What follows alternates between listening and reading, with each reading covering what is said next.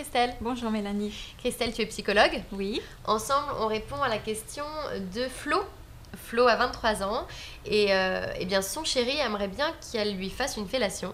D'accord. Sauf qu'elle a un souci, elle n'aime pas ça. D'accord. Alors, comment elle peut faire? Déjà lui dire les choses clairement. Je veux dire, en matière de sexualité, il n'y a pas de normes. Donc, et l'important est de se faire plaisir, autant l'un que l'autre.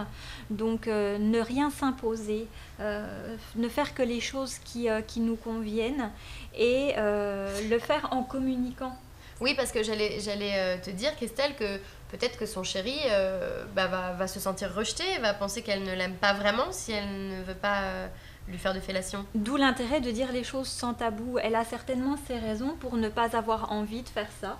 Et elle peut lui dire, il est je pense, tout à fait capable de comprendre ça, mais elle peut aussi le rassurer, lui dire qu'elle l'aime et faire d'autres choses qui puissent le combler sans pour autant qu'elle se force. D'accord.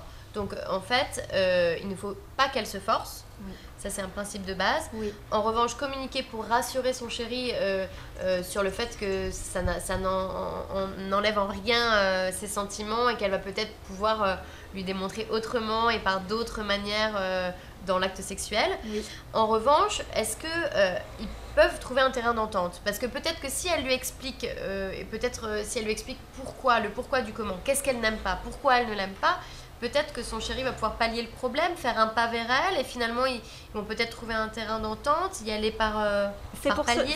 Voilà, c'est pour ça qu'il est très important et très intéressant de dire les choses, de ne rien cacher, parce que finalement l'autre est capable d'entendre et de proposer des solutions, de proposer des alternatives, de voir les choses différemment, de proposer des jeux qui rendent certains actes agréables. C'est ça, c'est voilà. que parfois on se fait une montagne, on se met des barrières psychologiques, Oui. et finalement, par amour, dans le jeu, en détournant un petit peu la chose, on se rend compte qu'on peut prendre du plaisir et que ça peut devenir très agréable. Voilà, l'important étant de le faire dans le respect.